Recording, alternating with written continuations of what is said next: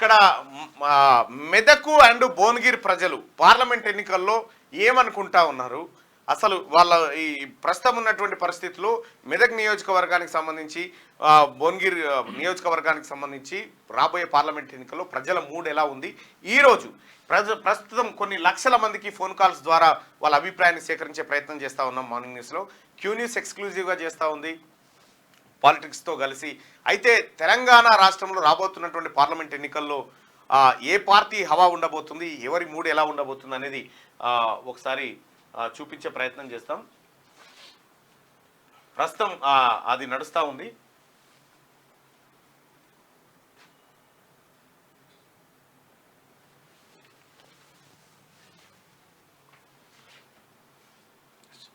Medak parliament survey start అయింది. Medak parliament కి 9 గంటలకే స్టార్ట్ చేసినాం మనము. యాక్చువల్ గా ఆపరేటర్ వాళ్ళు 9 గంటలకే మనకు పర్మిషన్ ఇస్తారు. సో 9 o'clock షార్ప్ స్టార్ట్ అయింది. మెదక్ పార్లమెంట్ కి సంబంధించిన సర్వే స్టార్ట్ అవుతా ఉంది. భువనగిరి కూడా స్టార్ట్ అవుతుంది. భువనగిరి కూడా స్టార్ట్ అవుతా ఉంది.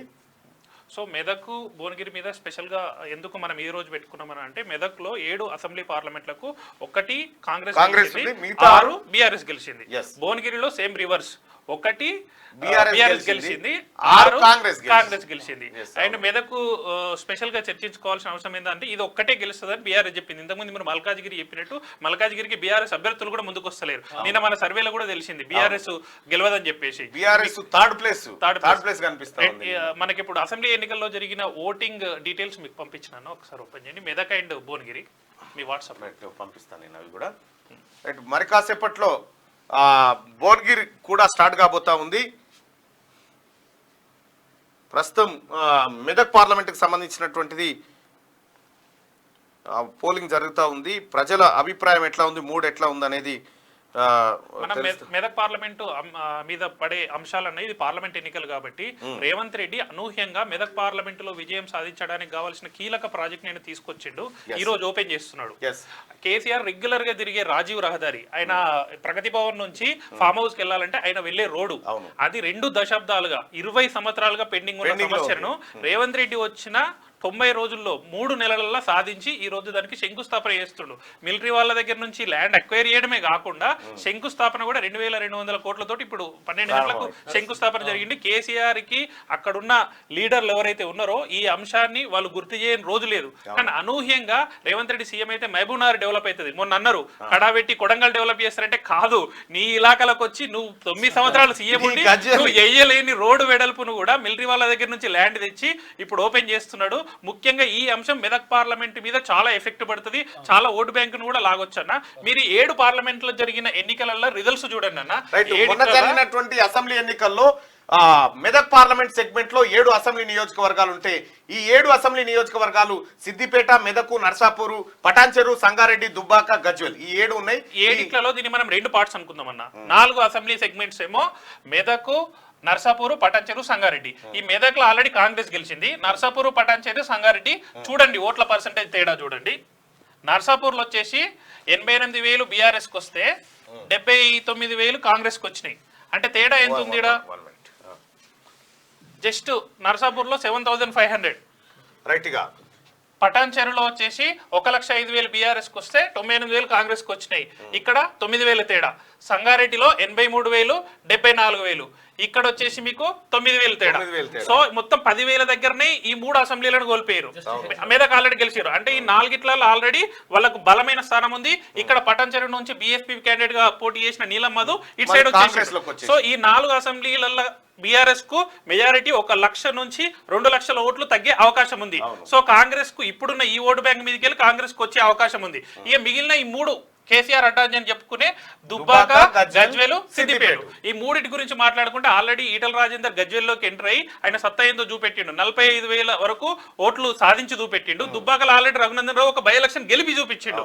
ఇక మిగిలింది ఒక సిద్దిపేట మాత్రమే. సిద్దిపేటలో రీసెంట్ గా జరిగిన పొలిటికల్ డెవలప్మెంట్స్ లో మైనంపల్లి హనుమంతరావు అక్కడికి వెళ్ళి ఆడ 700 గజాలు తీసుకొని ఇల్లు కట్టుకుంటున్న 1000 కార్లతోటి ర్యాలీ చేసి అక్కడ ఆయన హవా ఏందో చూపెట్టిండు. నిన్న రీసెంట్ గా హరీష్ రావు ఒక ఆడియో రిలీజ్ చేసిండు.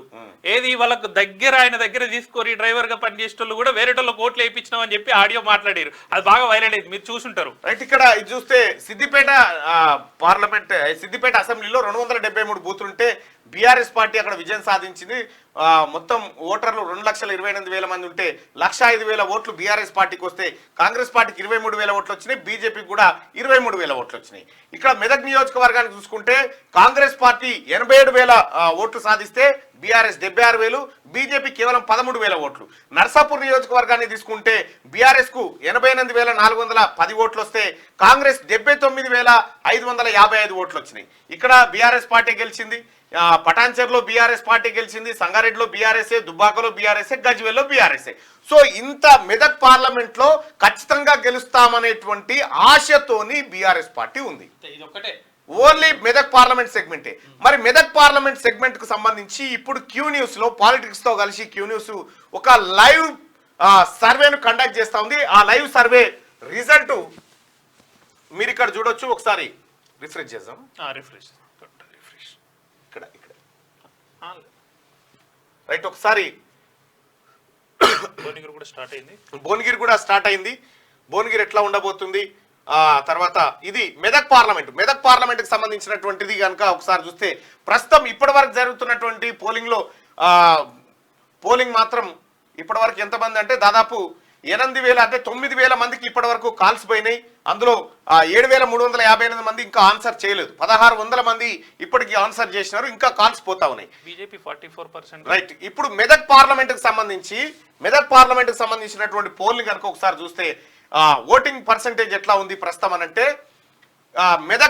మెదక్ నియోజకవర్గంలో Congress party, BRS party, BJP party ప్రధానంగా ఇవి మూడు. ఇతరులు అనుకున్నప్పుడు బీజేపీ పార్టీ 44.16% ఓట్లు, టిఆర్ఎస్ పార్టీ 27.71% ఓట్లు, కాంగ్రెస్ పార్టీ 22.08% ఓట్లు కనిపిస్తా ఉన్నాయి. అదర్స్ కు 14% ఓట్లు కనిపిస్తా ఉన్నాయి. అయితే మెదక్ మా కంచుకోట అని చెప్పుకున్నటువంటి బీఆర్ఎస్ కంచుకోటను ఇక్కడ బీజేపీ దెబ్బ కొట్టేటువంటి అవకాశం కనిపిస్తా ఉంది. అయితే అభ్యర్థుల ప్రకటన తర్వాత ఈ వ్యవహారం తేడా జరగవచ్చు. కాంగ్రెస్ పార్టీ అభ్యర్థి ఇంకా ప్రకటించాలి. కాంగ్రెస్ పార్టీ అభ్యర్థిని ప్రకటించిన తర్వాత ఈ తేడా జరిగేటువంటి అవకాశం అయితే కనిపిస్తా ఉంది. ఇది లైవ్ ప్రస్తుతం జరుగుతున్నటువంటి ఓటింగ్. ఇది ఇక్కడ ప్రస్తుతం ఉన్నటువంటి పరిస్థితుల్లో భారతీయ జనతా పార్టీ కొద్దిగా ఎక్కువ ఓట్లు సాధిస్తా ఉంది. అసెంబ్లీ ఎన్నికలకు, పార్లమెంట్ ఎన్నికలకు ఉన్నటువంటి తేడా ఇదే.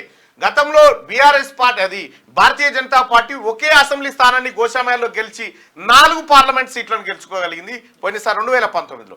ఈసారి 8 అసెంబ్లీలు గెలుచుకున్నటువంటి భారతీయ జనతా పార్టీ ఎక్కువ స్థానాలను గెలుచుకోవాలనేటువంటి ఆశతో ఉంది. అయితే ప్రస్తుతం ఉన్నటువంటి పరిస్థితుల్లో భారతీయ జనతా పార్టీకి కొద్దిగా మెరుగైన అవకాశం కనిపిస్తా ఉంది మెదక్ పార్లమెంట్ లో. అయితే మేము ఒక స్టడీ చేసినాం అన్న. నార్మల్ గా అసెంబ్లీ ఎలక్షన్ లో కోటేసిన వాళ్ళు ఎంత మంది సేమ్ మళ్ళీ అదే పార్టీ కోటేస్తున్నారు. ఇది అసెంబ్లీ అంటే ముఖ్యమంత్రి చేయడానికి, పార్లమెంట్ అంటే ప్రైమ్ మినిస్టర్ చేయడానికి. ఈ ప్రశ్నను మేము పెట్టినప్పుడు దాదాపు 25% అంటే 25 మంది అసెంబ్లీని పరిగణలోకి తీసుకున్న వాళ్ళు పార్లమెంట్ ని పరిగణలోకి తీసుకుంటారు. అంటే 25% ఓట్లు ఇక్కడ ముఖ్యమంత్రిని డిసైడ్ చేసే ఓట్లు అయితే పార్లమెంట్ డిసైడ్ చేయడానికి ఈసారి బీఆర్ఎస్ కేసినా గానీ next time Congress vote shift అవుతుంది. సో ఈ లెక్కన చూసుకుంటే ఇప్పుడు అధికారంలో నేషనల్ పార్టీ ఉంది, కేంద్రంలో ఇంకో నేషనల్ పార్టీ ఉంది. ఈ 2 నేషనల్ పార్టీల మధ్యనే యుద్ధం ఉంటది. ఇక బీఆర్ఎస్ పార్టీకి ఇక్కడ స్పేస్ అనేది లేదు. అండ్ ముఖ్యంగా ఈ మెదక్ గురించి మనం మాట్లాడుకుంటున్నా షాకింగ్ గా మనం ఇంతకుముందు రేవంత్ రెడ్డి ప్రాజెక్ట్ ఏదైతే తెచ్చిండో మొత్తం మెదక్ పార్లమెంట్ కు సంబంధించిన ప్రధాన సమస్యలు మాట్లాడుకుంటే రైలు ఒకటి రావాలని ఉండే. అది ఎప్పుడో స్టార్టింగ్ మేము చిన్న 30 సంవత్సరాల నుంచి మాట్లాడింది. ఆ రైలు వేసింది కానీ ఆ రైలు ఎందుకు ఉపయోగం లేకుండా అయిపోయింది, నిరుపయోగంగా అయిపోయింది. సో హైదరాబాద్ కి జస్ట్ 40 కిలోమీటర్ల దూరంలో హైదరాబాద్ కు ఆనుకొని 3 నియోజకవర్గాలు ఉంటాయి. సో ఈ పార్లమెంట్ కు ఈ ప్రాజెక్ట్ అనేది చాలా కీలకమైనది. మరి బీజేపీ సెంట్రల్ గవర్నమెంట్ శాంక్షన్ చేసింది కాబట్టి వాళ్ళకి మెరుగు చూపెడుతున్నారు. ఇంకా ఏ అంశాలు మీరు ముఖ్యంగా ఇక్కడ టిఆర్ఎస్ పార్టీకి సంబంధించినటువంటి 4 ఎమ్మెల్యేలు ముఖ్యమంత్రి రేవంత్ రెడ్డి గారిని కలిసిరు. వాళ్ళు త్వరలో అభివృద్ధిలో అంతర్భాగం కాబోతా ఉన్నారు. మా పిల్లగాడు అనిపించుకొని వెళ్ళిపోయారు. అండ్ ఇది ఎంత షాడిజం అన్నా అంటే ముఖ్యంగా ఇప్పుడు మీరు ఎమ్మెల్యే అయినా మీరు ఉండే ఇంటి ఊరు సైడ్ ఏదైనా మంచి రోడ్ చేసుకోవాలనుకుంటారు.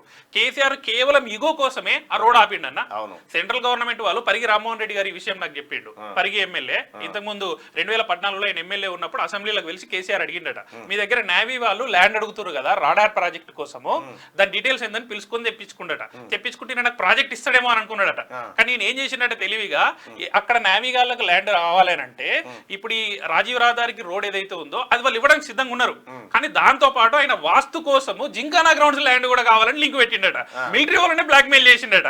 సో వీడు ఇట్లా బ్లాక్ మెయిల్ చేస్తారని వాళ్ళు పెండింగ్ ఉండని, ఈడ ఎన్ని రోజులు పెండింగ్ ఉంటుందో ఉండని వేరే దగ్గర ప్రాజెక్ట్ తీసుకోపోదాం అనుకున్నారు. అదృష్టవశాత్తు మన తెలంగాణకు ఈ కాంగ్రెస్ గవర్నమెంట్ రావడం, రేవంత్ రెడ్డి గారు ఇమ్మీడియట్ ఆ ప్రాజెక్ట్ ను ముందుకు తీసుకొచ్చి అక్కడ పరిగిల్ల రాడార్ ఓపెన్ అయింది, ఇక్కడ ఈ ప్రాజెక్ట్ ఓపెన్ అయింది. 2 మెయిల్లు జరిగినాయి. రైట్. ఇప్పుడు ప్రస్తుతానికి ఇది ఓటింగ్ కొనసాగుతూనే ఉంది. మెదక్ పార్లమెంట్ కూడా సేమ్ ఓటింగ్ షేర్.